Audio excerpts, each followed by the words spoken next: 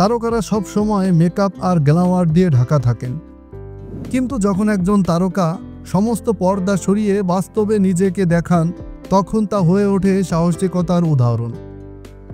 আজ আমরা কথা বলবো বাঁধনের সেই ভাইরাল ছবি নিয়ে, যা শুধু আলোড়ন তুলেছে বরং ছুঁয়ে গেছে অনেকের হৃদয়।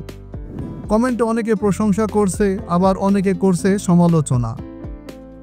আজমেরি হক বাঁধন সম্প্রতি একটি ছবি পোস্ট করেছেন, যেখানে নেই কোনো মেকআপ, নেই কোনো সাজসজ্জা, শুধু একটা সাদামাটা মুখ, কিন্তু চেহারায় এক অভিব্যক্তির শক্তি। যে ছবি আপলোড দেওয়ার সাথে সাথে হয়েছে ভাইরাল। এই ছবি শুধু একটি মুখ নয়, বরং এটি একটি মানসিক অবস্থার প্রতিচ্ছবি।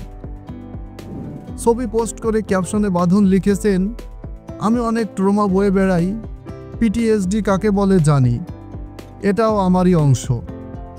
সাহস তো এটাই যেখানে একজন সেলিব্রিটি তার মানসিক অবস্থা প্রকাশ করতে ভয় পান না।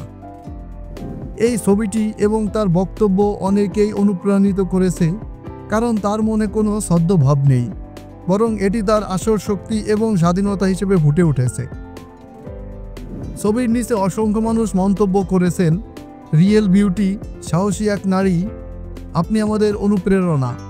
এমনই আরও অনেক কমেন্ট করেছে তার ছবির নিচে। সোশ্যাল মিডিয়ায় এমন ইতিবাচক খুবই কম দেখা যায়। সত্যি কথা বলতে বর্তমান সময়ে মেকআপের কারণে বোঝাই যায় না কোনটা আসল আর কোনটা নকল। মেকআপের কারণে এতটাই পরিবর্তন হয় যা বলার কোনো ভাষা রাখে না।